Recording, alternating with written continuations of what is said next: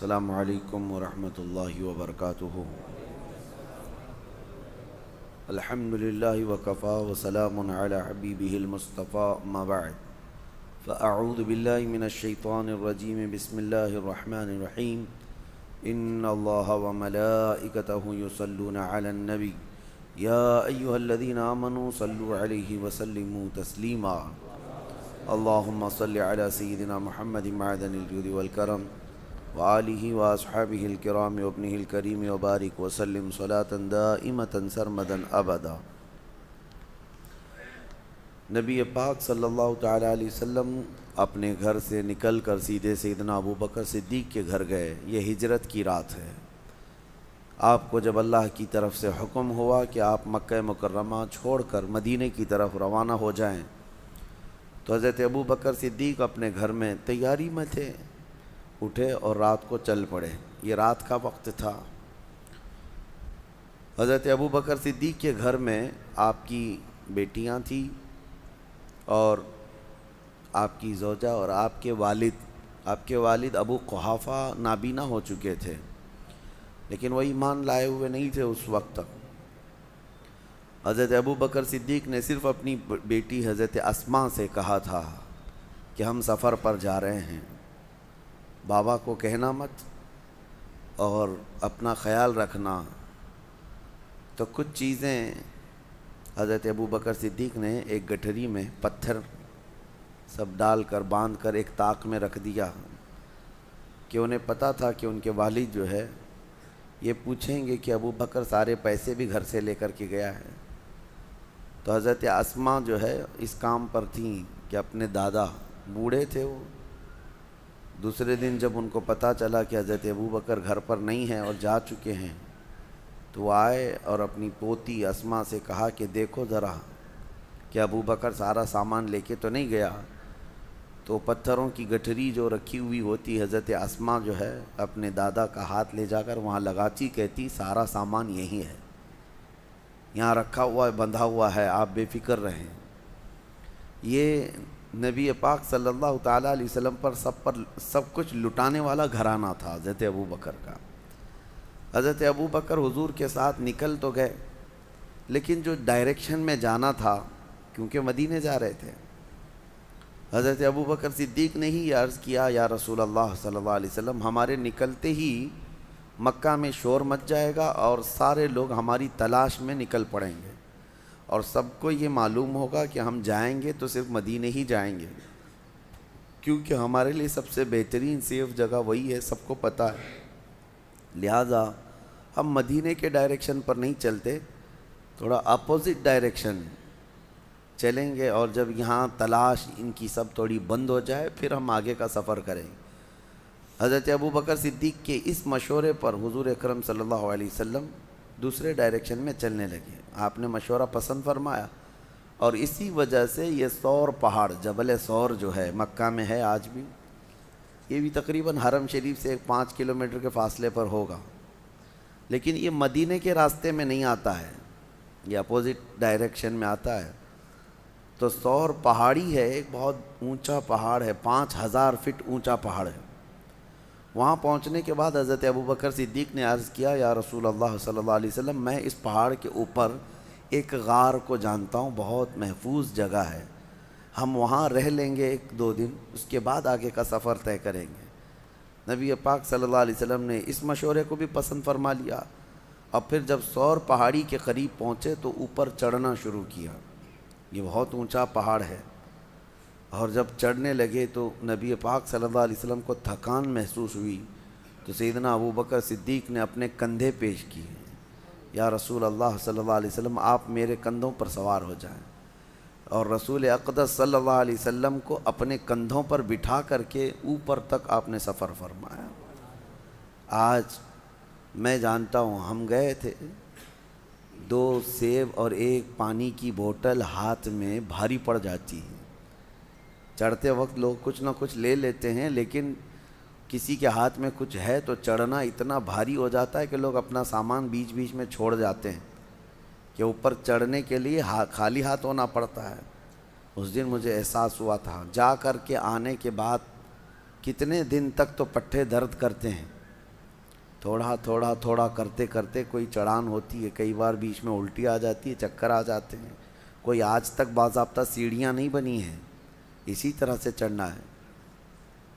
اور اس دن اندازہ ہوا کہ صدیق اکبر نے بار نبوت کو اٹھایا تھا اپنے کندھوں پر، اور وہاں تک لے جانے کے بعد وہ جو جانثاری ہے سیدنا ابو بکر صدیق کی، وہ کمال کی ہے تاریخ میں۔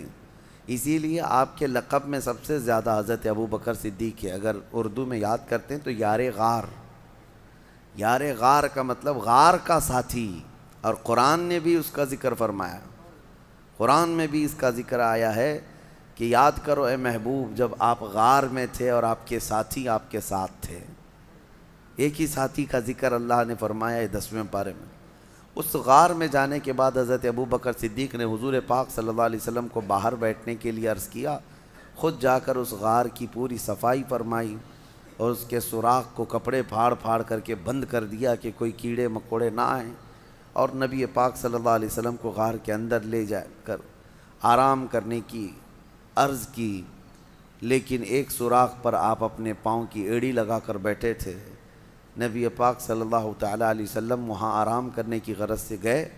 اس غار کو ابھی بھی آپ جا کر کے دیکھیں گے تو اتنا چھوٹا ہے کہ کھڑا نہیں ہو سکتا، اندر کوئی صرف بیٹھ سکتا ہے، کھڑے ہونے والی جگہ نہیں ہے وہ، اور 2 ہی لوگ اندر جا سکتے ہیں غار میں، اتنا چھوٹا ہے، 2 لوگ بیٹھ سکتے ہیں، باقی سب پتھروں سے گھرا ہوا ہے۔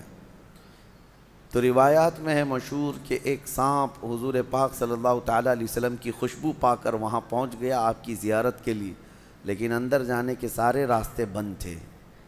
تو ایک راستہ جس پر آپ نے ایڑی لگا رکھی تھی، صدیق اکبر نے پاؤں پر ان کے سانپ کاٹنے لگ گیا کہ یہ پاؤں ہٹائیں تو میں اندر جاؤں اور دیدار مصطفیٰ کر لوں، لیکن حضرت ابو بکر صدیق ہیں کہ پیر ہٹانے کو تیار نہیں، زہر چڑھتا ہوا ان کے ران تک آ گیا اور ان کا جسم پیلا پڑنے لگ گیا، اور نبی پاک صلی اللہ علیہ وسلم آرام کر رہے ہیں، درد کی شدت بڑھ گئی۔ بعض روایات میں ہے کہ سانپ جتنا پرانا ہوتا ہے اتنا زہریلا ہوتا ہے، وہ کافی پرانا سانپ تھا۔ حضور پاک صلی اللہ تعالیٰ علیہ وسلم نے پوچھا ما لک یا ابا بکر، اے ابو بکر کیا ہو رہا ہے تمہیں؟ کہا لدغت الحیۃ یا رسول اللہ، اے اللہ کے رسول سانپ کاٹ رہا ہے، ایسا لگتا ہے سانپ نے کاٹا ہے۔ نبی پاک صلی اللہ علیہ وسلم نے فرمایا پاؤں ہٹاؤ۔ کہا آقا وہ آپ کو ایذا نہ دے دے، تکلیف نہ دے دے، مجھے کاٹتا ہے ٹھیک ہے لیکن آپ کو ایذا نہ دے دے۔ مجھے ایک بات بڑی وہ لگتی ہے، صحابہ میں ایسی محبت تھی، کہاں کہاں آپ کو میں یہ جلوے دکھاؤں۔ جناب ابو طالب کے متعلق میں آپ کو بتا رہا تھا کہ جب وہ شعب ابی طالب میں حضور 3 سال تک جو بائیکاٹ کے دن گزارے تھے، جانتے ہیں آپ، میں نے بتایا مکہ میں بائیکاٹ کے دن گزارے۔ جناب ابو طالب رات کے وقت حضور صلی اللہ تعالیٰ علیہ وسلم کے سونے کی جگہ کبھی اپنے بیٹوں کو سلا دیتے تھے چادر اڑا کر کے، اور نبی پاک صلی اللہ تعالیٰ علیہ وسلم کی جگہ بدل دیا کرتے تھے بڑھاپے کے عالم میں، اور صبح اٹھ کر کے پہلے دیکھتے تھے۔ تو یہ پوچھنے پر کہ آپ روزانہ حضور کی جگہ پر جو سونے کی جگہ ہے کسی کسی کو ڈال دیتے ہیں، کہا کہ اگر غفلت میں ہم پڑے رہیں اور کوئی مکہ کا کوئی بھی دشمن آ کر کے مارے تو محمد کا قتل نہ ہو، میرے بیٹے کا قتل ہو صلی اللہ علیہ وسلم۔ اپنے بیٹوں کو نچھاور کر دیتے تھے۔ صدیق اکبر بھی جب اپنی جان کی پرواہ نہ کی، حضور پاک صلی اللہ علیہ وسلم نے فرمایا پیر ہٹاؤ، وہ مجھے ایذا نہ دے گا۔ سانپ اندر داخل ہوا، جی بھر کر کے میرے آقا کی زیارت کیا۔ نبی پاک صلی اللہ تعالیٰ علیہ وسلم کی زیارت کے مشتاق دنیا میں کون نہیں ہے سوائے ابلیس کے؟ حضور پاک صلی اللہ تعالیٰ علیہ وسلم کا ہر کوئی مشتاق ہے۔ واپس سانپ چلا گیا، نبی پاک صلی اللہ علیہ وسلم نے اپنا لعاب پاک نکال کر حضرت ابو بکر کے پیر میں لگایا، وہ زہر ختم ہو گیا۔ حضرت ابو بکر صدیق کو زندگی بھر اس زہر کا کبھی درد نہیں محسوس ہوا۔ یہ معجزہ بھی تھا میرے آقا صلی اللہ علیہ وسلم کا۔ یقیناً وہ لمحہ مبارکہ میں اللہ نے شفا رکھی ہے، شفا رکھی ہے۔ ان کا نام پڑھ کر کے شہد کی مکھی شہد میں مٹھاس لاتی ہے تو خود اس منہ مبارک میں کتنی مٹھاس ہوگی۔ وہ دہن جس کو وہ دہن وہ زباں جس کو سب کن کی کنجی کہیں، اس کی نافذ حکومت پہ لاکھوں سلام۔ وہ دہن جس کی ہر بات وحی خدا، اس کی قاہر ریاست پہ لاکھوں سلام۔ نبی پاک صلی اللہ تعالیٰ علیہ وسلم کے ساتھ 3 دن تک کا وہاں قیام تھا۔ 3 دن کیسے رہے لوگ، یہ بھی میں آپ کو بتا دوں۔ یہ 5000 فٹ اونچا پہاڑ ایک بار آپ چڑھ کے آنا، اللہ توفیق دے آپ سب کو۔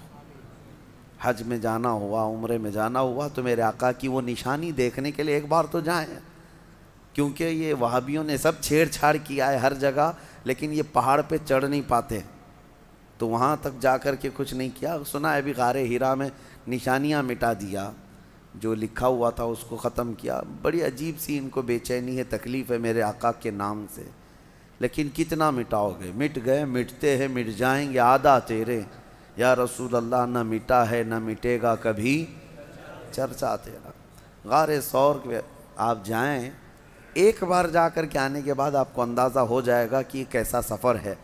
لیکن ان دنوں میں 3 دن تک جب تک میرے آقا تھے، حضرت ابوبکر صدیق کی بڑی صاحبزادی حضرت اسما روز اپنے گھر سے کھانا لاتی تھیں اور غار ثور تک کھانا پہنچاتی تھی اور پھر واپس آتی تھی۔ دن میں 2 مرتبہ جاتی تھیں کھانا لے کر کے اور پھر واپس آتی تھی۔ نہ کوئی انہیں تھکن تھی، نہ کوئی اکتاہٹ تھی۔ اسی لیے صدیق اکبر کا جو گھرانہ ہے وہ میرے آقا صلی اللہ علیہ وسلم پر لٹ جانے والا گھرانہ ہے، بے پناہ محبت کرنے والا گھرانہ۔ اور صدیق اکبر کی ہی گھرانے کو یہ اعزاز حاصل ہے پورے صحابہ میں کہ حضور اکرم صلی اللہ تعالیٰ علیہ وسلم کی ذات پر حضرت ابوبکر کی 4 پیڑھیاں صحابی ہیں، باقی کسی کو یہ اعزاز نہیں ہے۔ 4 پیڑھیاں، یعنی حضرت ابوبکر صدیق کے والد بعد میں ایمان لائے، ابو قحافہ، وہ صحابی، حضرت ابوبکر صحابی، حضرت ابوبکر صدیق کے ایک بیٹے ہیں وہ صحابی، حضرت ابوبکر کے پوتے وہ بھی صحابی۔ حضور اکرم صلی اللہ علیہ وسلم کی زندگی میں یہ 4 پیڑھیاں ایمان بھی لائیں اور سب کے سب صحابیت کا شرف بھی پائی، پورا خاندان نچھاور کیا ہوا ہے۔ پھر اب یہاں سے نبی پاک صلی اللہ تعالیٰ علیہ وسلم جو غار ثور میں تھے، اب دیکھیں روایات یہ بتاتی ہیں کہ مکہ کے کفار وہاں تک بھی پہنچ گئے۔ وہ پیروں کے نشان دیکھنے کے ماہر تھے عرب والے، کبھی اونٹنیوں کے پیر کے نشان ڈھونڈتے، کبھی لوگوں کے گئے ہوئے پیروں کے نشان ڈھونڈتے۔ عرب تو اس میں ماہر تھے، حتیٰ کہ وہ پیروں کے نشان دیکھ کر کے بتا بھی دیتے کہ کون سا خاندان گیا ہے یہاں سے، کون سے قبیلے والے لوگ گئے ہیں۔ اور جیسے کہ مشہور روایت یہ ہے، حضرت ابوبکر کو ابو بکر جو کہا جاتا ہے، ان کا جو نام ہے یہ مشہور جو ہوا ابو بکر۔ بکر جو ہے نا عرب کا ایک بہت بڑا نصاب آدمی، نصاب کا مطلب وہ نشانیاں دیکھ کر کے نسب بتانے والا۔ اس کا حال یہ تھا کہ وہ پیروں کے نشان دیکھ کر کے تقریباً وہ خاندان کا پورا بایو ڈاٹا بتا دیتا، بایوگرافی بتا دیتا کہ کون سا خاندان کا آدمی یہاں سے گیا ہے۔ تو وہ بکر بہت مشہور تھا کہ نسب پورا بتاتا ہے۔ اور حضرت ابوبکر صدیق رضی اللہ تعالیٰ عنہ کا حال یہ تھا کہ وہ کسی کے انگلی کا پور، یہ پور جو ہے یہ دیکھ کر کے اس کی 8 پشتیں گنا دیتے تھے کہ تیرا باپ یہ ہے، تیرا دادا یہ ہے، تیرا پردادا یہ ہے، تیرا فلاں یہ ہے۔ حضرت ابوبکر صدیق نسب کے اس میں اتنے ماہر تھے، اسی لیے آپ کو کہا گیا وہ تو بکر ہے جو ایک خاندان بتاتا ہے، یہ بکر کا باپ ہے جو 8 پشتوں تک بتا دیتا ہے، ابو بکر۔ تو حضرت صدیق اکبر رضی اللہ تعالیٰ عنہ کے ساتھ وہاں تھے، تو کفار جو ہے پیروں کے نشان ڈھونڈتے ڈھونڈتے وہاں تک پہنچ گئے۔ کہاں تک؟ پہاڑ تک بھی پہنچے، کیونکہ مکہ میں دوسرے ہی دن یہ اعلان ہو گیا تھا جو محمد اور ان کے ساتھی کو ڈھونڈ لائے گا اسے 100 اونٹ انعام میں دیے جائیں گے، 100 اونٹ دیے جائیں گے۔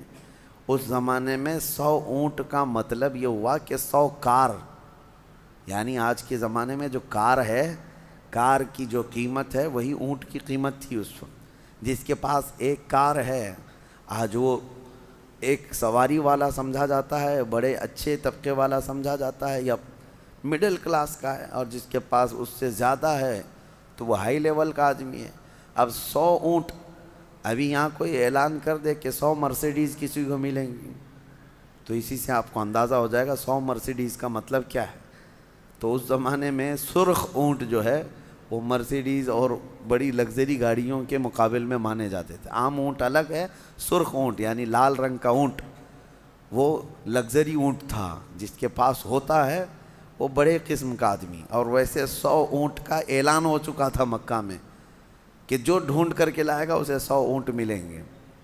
آپ کو اونٹوں کی اہمیت ابھی نہیں معلوم، ضرورت آپ کو نہیں پڑتی ہے، لیکن اس وقت کی سواری بھی وہی تھی، ان کی سفر کا سارا دار و مدار اس پر تھا۔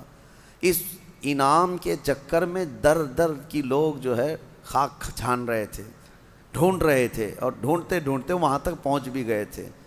اب غار تک بھی پہنچ گئے، یہاں تک کہ اس مقام تک پہنچے کہ اگر وہ اپنے پیروں کی ایڑیاں اٹھا دیتے تو حضور پاک صلی اللہ علیہ وسلم اور حضرت ابوبکر ان کو صاف نظر آ جاتے ہیں۔ حضرت ابوبکر غار میں بیٹھے ان کی گردنیں دیکھ رہے تھے، لیکن کفار و مشرکین حضور کو اور حضرت ابوبکر کو دیکھ نہیں پا رہے تھے۔ غار کے دہانے تک، منہ تک تو پہنچ گئے۔ اللہ تبارک و تعالیٰ نے اپنے محبوب کی حفاظت کے لیے وہاں پر 2 نشانیاں ایسی پیدا فرمائیں، ایک مکڑی نے جال بن دیے، ایک کبوتری نے فوراً انڈے دیے۔ یہ نشانی تھی اس زمانے میں کہ جہاں کبوتری انڈے دیتی ہے انسانوں کا آنا جانا نہیں ہوتا، اور مکڑی نے جال لگایا، اس کا مطلب اگر کوئی اندر گیا آیا ہوا ہوتا تو جال ٹوٹ چکا ہوتا، اور مکڑی کو جال لگانے میں کافی وقت لگ جاتا ہے، اتنا گھنا جال لگا دیا تھا مکڑی نے چند گھنٹوں میں۔ تو اب یہ 2 نشانیاں دیکھ کر کے کفار وہاں تک پہنچ کر کے بھی حضور کے قریب نہ جا سکے، پلٹ کر چلے گئے۔ اللہ رب العزت جب کسی کی حفاظت کرنا چاہے وہ تمہاری گردن تک قریب لا کر دشمن کو بھی دور پھینک دیتا ہے۔ اعلیٰ حضرت فاضل بریلوی رضی اللہ تعالیٰ عنہ فرماتے ہیں، جان ہے جان ہے جان کیا نظر آئے۔ حضور جو ہے جان کائنات ہیں، اور جان کس کو نظر آتی ہے؟ جان ہے جان کیا نظر آئے، کیوں عدو گرد غار پھرتے ہیں، وہ سوئے لال ازار پھرتے ہیں، تیرے دن اے بہار پھرتے ہیں۔ نبی پاک صلی اللہ تعالیٰ علیہ وسلم کو وہ قریب آ کر کے بھی دیکھ نہ سکے۔ یہ دونوں چیزیں نشانیاں بن گئی۔ اسی لیے بزرگوں نے لکھا ہے کہ نہ مکڑی کو مارو نہ کبوتر کے ساتھ زیادتی کرو، یہ دونوں میرے آقا صلی اللہ تعالیٰ علیہ وسلم کی ناموس کی حفاظت کرنے والے پہرے دار ہیں، جس کو آج کہتے ہیں نا محافظ ناموس رسالت۔ یقیناً میرے آقا صلی اللہ تعالیٰ علیہ وسلم کی عزت کی پہرے داری کرنے والی مکڑی بھی ہے اور کبوتری بھی ہے، اور دونوں عزت پائے ہوئے لوگ ہیں۔ مکڑی کو مارنا منع ہے، ہاں بس یہ ہے کہ اس کے جال کو صاف کریں لیکن اس کو نہ ماریں۔ بعض بزرگوں نے حیات الحیوان ایک کتاب ہے حیوانات، علامہ کمال الدین دمیری رحمۃ اللہ علیہ کی، اس میں تو انہوں نے لکھا ہے کہ مکڑی کو مارنے والے کو کئی طرح کی بیماریاں لگ جاتی ہیں، کئی طرح کی بیماریوں میں وہ ملوث ہو جاتا ہے، اس کو نہ مارے، اس لیے کہ اس کو اعزاز ہے میرے آقا صلی اللہ علیہ وسلم کی حفاظت میں اپنا جال بن دیا تھا۔ اور دوسری چیز کبوتری کا بھی ہے۔ کبوتری ایک ایسی، کبوتر ہی سمجھ لیں، ایک ایسا پرندہ ہے جس کو اللہ تعالیٰ نے یہ اعزاز بخشا ہے۔ آج بھی اگر کوا آ جائے تو بھگا دیتے ہیں، کبوتر آئے تو کوئی بھگاتا نہیں۔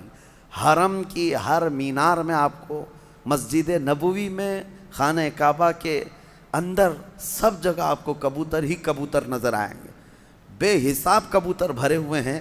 لیکن کبھی آپ جا کر کے دیکھنا، نہ مسجد نبوی میں وہ بیٹ کرتے ہیں، نہ حرم پاک میں کہیں پخانہ ان کا پڑا ہوا ملتا ہے، گندگی نہیں پھیلاتے۔ لیکن وہ کریں نہ کریں، اپنی جگہ پر ہزاروں لاکھوں پرندوں میں حرم میں رہنے کا شرف اگر کسی پرندے کو ہے تو وہ کبوتر کو ہے۔ وہ میرے آقا کی جالیوں کے پاس بھی آتے ہیں، نبی پاک صلی اللہ علیہ وسلم کے گنبد پر اپنا بسیرا کیے ہوئے ہیں ہزاروں کی تعداد میں۔ بہرحال وہ ان کی قسمت ہے، اور اللہ تعالیٰ نے اس کو یہ اعزاز دیا۔ خالی وہاں مکہ اور مدینہ میں نہیں، آپ جہاں کے بھی مقدس مقامات دیکھیں گے کبوتر وہاں مل ہی جاتے ہیں۔ کبوتر کی یہ فطرت ہے، مزاج ہے، وہ مقدس مقامات میں اپنا گھر بناتے ہیں، مسجدوں کو، مزارات کو، وہیں پر وہ اپنے گھر بناتے ہیں۔ یہ اعلیٰ نسب ہونے کی بھی علامت ہے اور اچھے اشرف مزاج ہونے کی بھی علامت ہے۔ بہرحال 3 دن کے بعد میرے آقا صلی اللہ علیہ وسلم نے وہاں سے آگے کا سفر فرمایا۔ پھر مکہ والوں میں سے کچھ لالچی بیچ راستے میں آ بھی گئے، اور حضور کو دیکھ بھی لیا، پکڑنے کی کوشش بھی کی۔ انشاءاللہ العزیز آگے کے سفر کے احوال کل عرض کرتا ہوں، اللہ نے اگر زندگی باقی رکھی۔ اللہ کریم میرے آقا صلی اللہ علیہ وسلم کی سچی پکی عقیدت و محبت نصیب فرمائے، میرے آقا کے جلووں میں زندگی دے اور میرے آقا کے قدموں میں موت عطا فرمائے۔ وآخر دعوانا ان الحمد للہ رب العالمین۔ صلاۃ و سلام کے لیے کھڑے ہو جائیں۔